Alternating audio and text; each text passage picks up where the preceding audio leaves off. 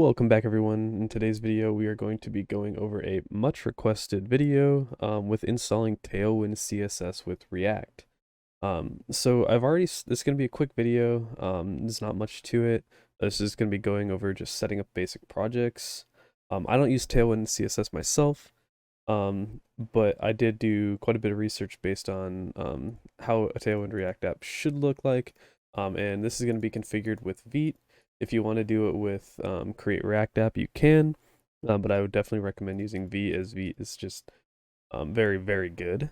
So yeah, let's go ahead and get started. So I went ahead and created a folder called Tailwind React. This is going to be our little project here, and we're going to do npm create, if I can type today, and we're going to do Vite at latest. And it should prompt us for this, so let's just call this Tailwind React. And React and TypeScript, and then we see this folder here. So I'm going to take everything in this folder, I'm just going to drag it into my main directory and then delete that folder. I don't really care too much about having that separate folder. I'd rather just have it in this one. And then we're going to run npmi.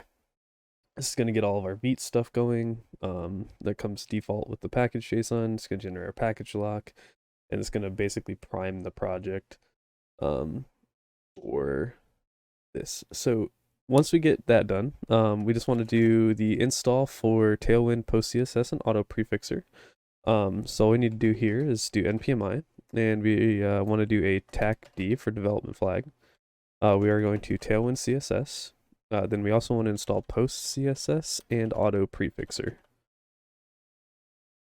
Once we have these things, we can go ahead and hit enter and install those dependencies. And remember, these are dev dependencies and not regular dependencies.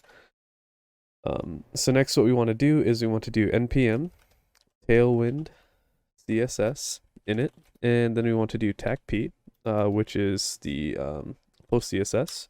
We're going to install config for, I did npx, sorry, not npm. I'm going to do npx tailwind CSS.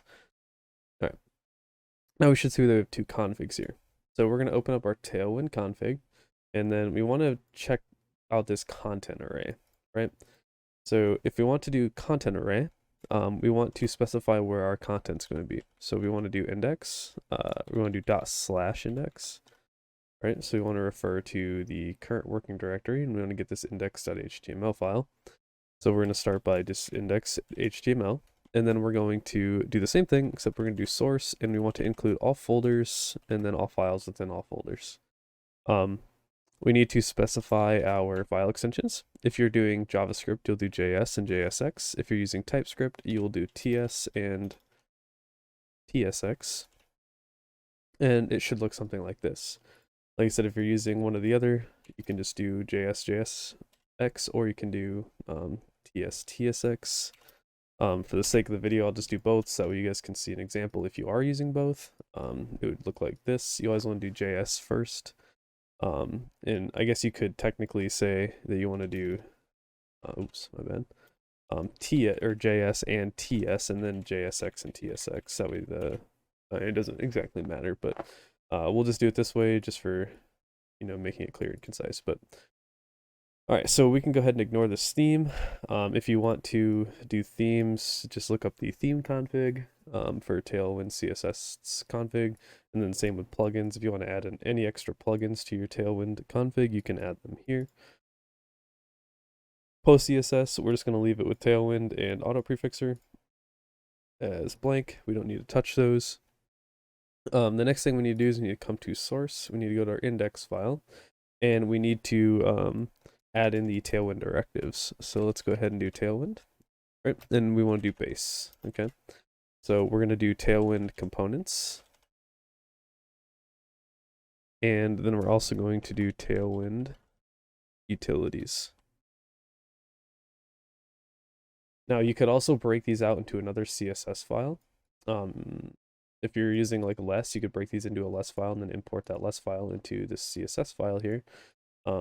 And do it that way, right? But we're going to just leave it here.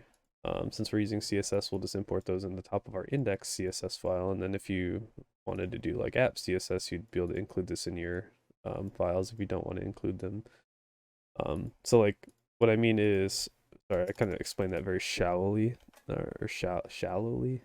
So let's do Tailwind, and let's just say we want to do like components here. Then we'd have to import this into our app.tsx file here, and then it would basically use this directive to import the components of Tailwind. And it would be just this file instead of project wide. But we're not doing that here. We're just going to import them project wide. So now, if we go back to our app.tsx, we have this little boilerplate that's given to us. Let's go ahead and delete these. And let's just do an h1.